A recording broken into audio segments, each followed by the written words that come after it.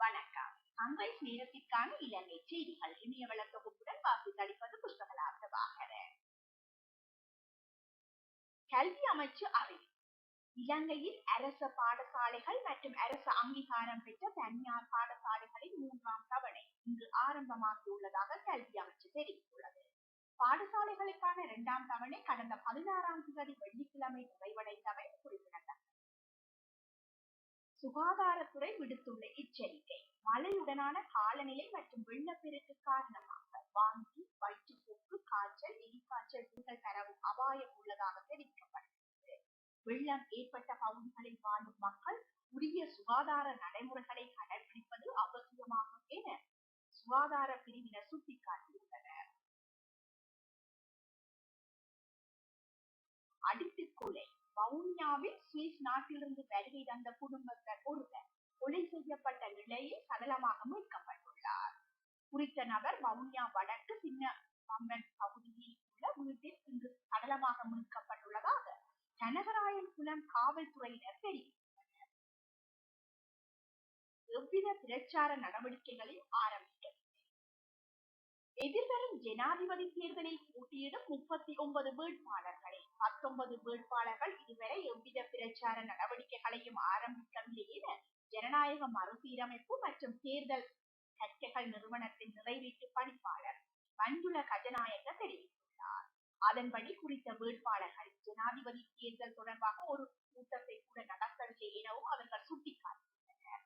எனினும் ஜனாதிபதி தேர்தலின் போது வேட்பாளர் ஒருவருக்கு வாக்குச்சீட்டு அச்சடித்தல் உள்ளிட்ட தேவைகளுக்காக தேர்தல்கள் ஆணைக்குழு சுமார் 1 கோடி அல்லது 1.5 கோடி ரூபாவை செலவிட உள்ளதாகவும் அவர் தெரிவித்தார். மாபெரும் போராட்டத்திற்கு அழைப்பு. வலிந்து காணாமல் ஆக்கப்பட்டவர்களின் சர்வதேச தினமான எதிர்வரும் 30ஆம் தேதி யாழ்ப்பாணத்தில் மாபெரும் போராட்டத்தினை முன்னெடுக்க உள்ளதாக வடக்கு கிழக்கு வலிந்து காணாமல் ஆக்கப்பட்டவர்கள் உறவுகளின் சங்கத்தினர் அறிவித்துள்ளனர். அதன்படி யுத்தம் நிறைவுக்கு வந்த நாட்கள் தொடக்கம் வலிந்து காணாமல் ஆக்கப்பட்ட எமது உறவுகளை தேடி போராடி வருகிறது.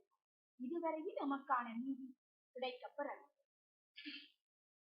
உள்ளக விசாரணைகளின் ஊடாக நீதி கிடைக்கும் என நாங்கள் நம்பவில்லை. எனவே நாம் சர்வதேச விசாரணைகளை கோரி போராட்டங்களை முன்னெடுத்து வருகின்றோம். அந்த வகையில் எதிர்வரும் 30ஆம் தேதி வடக்கில் யாழ்ப்பாணத்திலும் கிழக்கில் திருகோணமலையில் போராட்டங்களை முன்னெடுக்கிறோம். மேலும் எமது போராட்டத்திற்கு தமது அரசியல் நிலைப்பாடுகளை கடந்து கட்சி பேதங்கள் இன்றி அனைத்து தரப்பினரும் ஆதரவு வழங்க வேண்டும் என அவர்கள் மேலும் கேட்டுக்கொண்டுள்ளனர். ஜனாதிபதி தேர்தலில் விதிக்கப்பட்டுள்ள தடை. தேர்தல் கூட்டங்கள் மற்றும் பிரச்சார நடவடிக்கைகளுக்காக அரசு செலவில் விமானங்களை பயன்படுத்த தடை விதிக்கப்பட்டுள்ளது. பல்வேறு பகுதிகளுக்கு செல்ல அரசு செலவில் விமானப்படை, ஹெலிகாப்டர்கள் அல்லது விமானங்களை பயன்படுத்த தடை விதிக்கப்பட்டுள்ளதாக தேர்தல் ஆணையம் அனைத்து வேட்பாளர்களுக்கும் வெளியிடப்பட உள்ள வரி தொடர்பான தகவல். வரி தொடர்பான அனைத்து தகவல்கள் நாளை வெளியிடப்படும் என நிதி ராஜாங்க அமைச்சர் ரஞ்சித் சியம்பலப்பிட்டிய தெரிவித்தார்.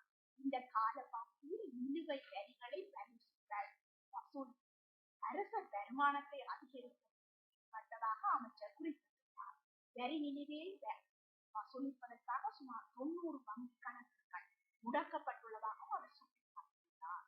இத்துடன் இணையவள தொகுப்பு செய்திகள் நிறைவு காண்கிறது.